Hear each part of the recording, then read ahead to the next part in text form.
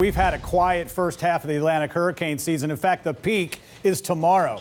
We've had too much Saharan dust kind of keeping and suppressing any development. Temperatures in the ocean have been cooler last year than they were this year.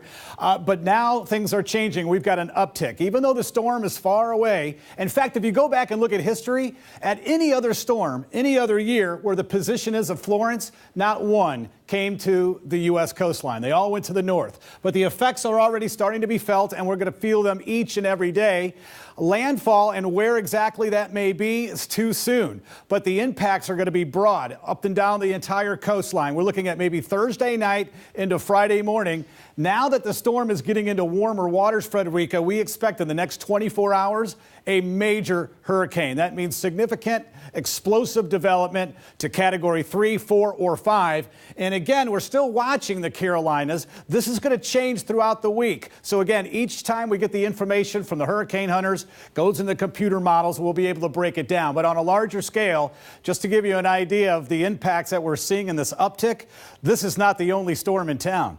We've got, take a look at this, Helene by the Cape Verde Islands, tropical storm will become a hurricane. No effect that for us, it moves into the open waters.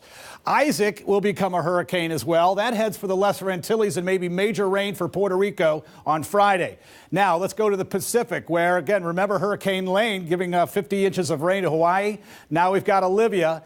Most likely at a Category 1, dropping down to tropical storm status, but it's going to make landfall soon in the days ahead coming in from the north. So again, an uptick in activity, not just the Pacific, but the Atlantic. But Florence is really going to pack a punch in the days ahead. All right. Keep watching. Let us know. Thank you so much, Tom. Sure.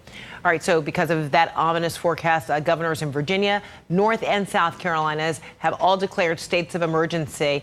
And let's go now to Kaylee Hartung, who is in Carolina Beach, North Carolina. So, Kaylee, of course, at about this juncture, everyone's still on the beach enjoying themselves. You see the crowds behind you. But what are they bracing for?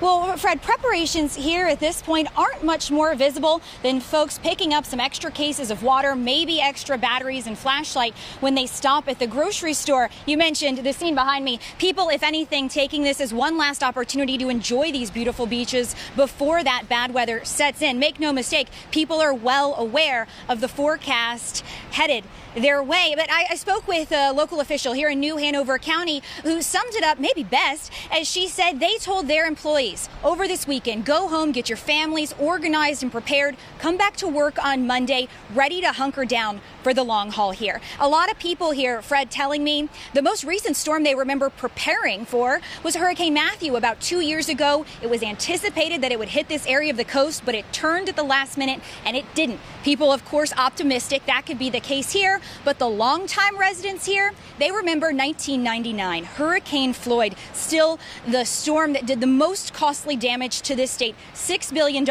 One local official telling me many lessons were learned there. They want to get ahead of this one.